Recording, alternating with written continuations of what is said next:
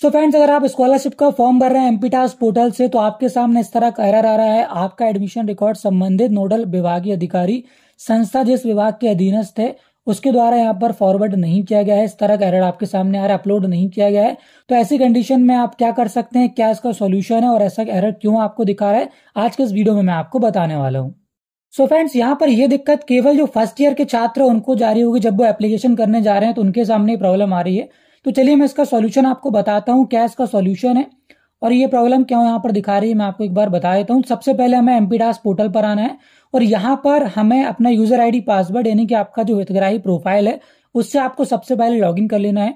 अगर अभी तक आपके पास एमपीटास्क का प्रोफाइल ही नहीं है तो सबसे पहले आपको एमपीटास्क का प्रोफाइल बनाना होगा, जिसे हम हितग्राही पंजीयन भी बोलते हैं।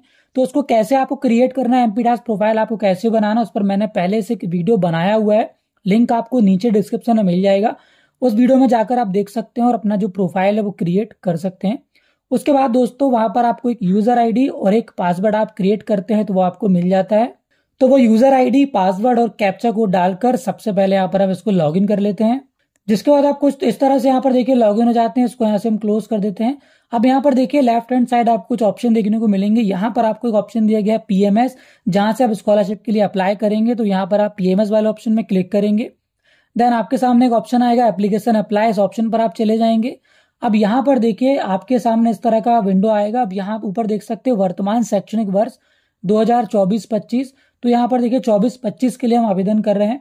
आवेदन करने के लिए सबसे पहले हमें यहाँ पर एडमिशन ईयर सेलेक्ट करना होता है। तो यहाँ पर हम करंट ईयर अपना सेलेक्ट करेंगे अगर फर्स्ट ईयर है तो। उसके बाद यहाँ पर हम नया आवेदन कर रहे हैं तो फ्रेश एप्लीकेशन में क्लिक करेंगे। कोर्स टाइप में यहाँ पर हम फर्स्ट ईयर सेलेक्ट करेंगे। उसके बाद नीचे आपको ऑप्शन दिखेगा गो फॉर अप्लाई, इस पर आप क्लिक करेंगे। जिसके बाद देखिए इस तरह से आपका जो एप्लीकेशन है यहाँ पर ओपन हो जाएगा। तो एप्लीकेशन आप सभी का यहाँ पर ओपन हो रहा होगा। उसके बाद देखिए यहाँ पर सबसे पहले आपसे महाविद्यालय के राज्य का चयन करने आपसे बोल रहा है। तो यहाँ पर सबसे पहले अपना स्टेट आप सेलेक्ट करेंगे, मध्य प्रदेश। उसके बाद आप जिस भी कॉलेज में है वो कॉलेज जिस जिले में, उस जिले का नाम यहाँ पर आपको डाल देना है। जैसे कि जबलपुर है तो यहाँ पर हमने जबलपुर सेलेक्ट कर लिया है। अब यहाँ पर हमें महाविद्यालय का नाम सेलेक्ट करना है। तो आपके कॉलेज का जो नाम है एज इट इज आपको जो कॉलेज में नाम डला हुआ है वैसे ही नाम यहाँ पर आपको सर्च करना है। तो यहाँ पर आप एक दो वर्ड डालेंगे तो आपका जो कॉलेज है नीचे आ जाएगा, उसको आप यहाँ से सेलेक्ट कर लेंगे। उसके बाद आप देख सकते हैं यहाँ पर विश्वविद्यालय का नाम ऑटोमेटिक यहाँ पर आ चुका है। उसके बाद यहाँ पर देखिए आपको प्रवेश तिथि यानी कि एडमिशन डेट डाल देना है। तो ये आपको कहाँ से मिलेगी, आपके पास एक एडमिशन स्लिप होगी।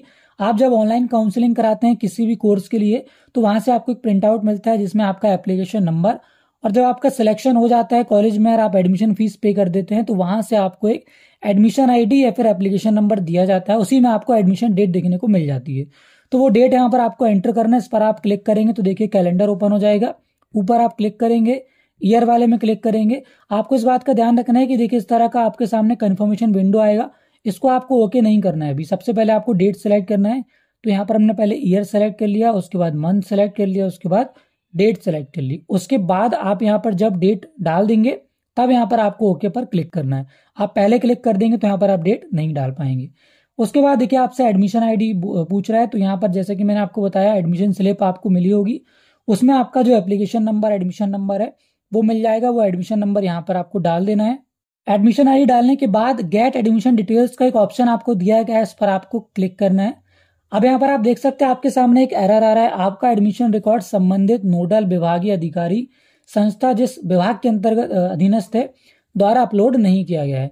तो यहाँ पर ये एरर अभी आप सभी लोगों के सामने आ रहा है। अप्लाई करने जा रहे हैं तो एप्लीकेशन सबमिट आपका नहीं हो रहा है। तो ये मैं आपको बता दूं कि एप्लीकेशन आप सभी का स्टार्ट हो चुका है, बट आपका जो कॉलेज है वो यहाँ पर ऑफलाइन फॉर्म फिलअप कराता है या फिर आपका जो स्कॉलर का रिकॉर्ड है वो उसका जो डिपार्टमेंट होता है स्कॉलरशिप का उसको फॉरवर्ड करता है।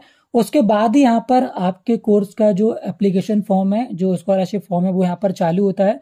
तो ये अलग अलग कॉलेज का अलग अलग होता है। हो सकता है कि आपके कॉलेज में जब यहाँ पर आप एडमिशन नंबर डाल के इसको सबमिट कर रहे हैं तो नीचे आपकी जानकारी आ जाएगी आपके एडमिशन आईडी से, जैसे कि आपका नाम, father's name, date of birth वगैरह। और उसके बाद यहाँ पर आप आय प्रमाण पत्र नंबर डाल के उसका इशू डेट डाल के इसको आप सबमिट करेंगे तो आपका फॉर्म भर जाएगा। बट कुछ केसेस में इस तरह का एरर आपके सामने आ रहा होगा। तो ये एरर का मतलब ये है कि अभी आपके कॉलेज के द्वारा आपकी जो जानकारी है स्कॉलरशिप की वो आगे अभी डिपार्टमेंट में फॉरवर्ड नहीं की गई है, जिसके कारण आपके कोर्स का आपके कॉलेज में जो स्कॉलरशिप फॉर्म है वो अभी अप्लाई नहीं हो रहा है। सो फ्रेंड्स, इस कंडीशन में आपको कुछ भी नहीं करना है, सिंपली आपको अपने कॉलेज में बात करना है आप सभी लोगों को, और इसके ये जो एरर यहाँ पर दिखा रहा है वो आपको कॉलेज में दिखाना है। तो आपका यहाँ पर जल्द से जल्द जो स्कॉलरशिप का रिकॉर्ड है वो यहाँ पर आपके कॉलेज द्वारा आगे भेजा जाएगा, उसके बाद यहाँ पर एप्लीकेशन आप कर पाएंगे। तो यहाँ पर अगर आपके साथ वाले दूसरे कॉलेज के स्टूडेंट एप्लीकेशन कर रहे हैं तो इसका मतलब ये है कि उनके कॉलेज के द्वारा उसका रिकॉर्ड फॉरवर्ड कर दिया गया है। तो कुछ टाइम बाद यहाँ पर आपका रिकॉर्ड भी फॉरवर्ड कर दिया जाएगा, जिसके बाद आप एप्लीकेशन कर पाएंगे। बट टिल आपको यहाँ पर वेट करना है, कुछ भी आप यहाँ पर नहीं कर सकते हैं। जो भी यहाँ पर करेगा आपका कॉलेज करेगा, तो तब तक आपको वेट करना है। और जैसे उसके बाद यहाँ पर आपका रिकॉर्ड आगे फॉरवर्ड किया जाएगा तो आप भी यहाँ पर स्कॉलरशिप के लिए एप्लीकेशन कर पाएंगे। सो फ्रेंड, जैसे यहाँ पर एप्लीकेशन स्टार्ट होगा तो आपको उसका वीडियो हमारे चैनल में मिल जाएगा। उसके लिए आप चैनल को सब्सक्राइब करके बेल आइकन को प्रेस कर लीजिए, जिससे जैसे ही वो वीडियो मैं लेकर आता हूँ तो आपको सबसे पहले उसका नोटिफिकेशन मिल सके।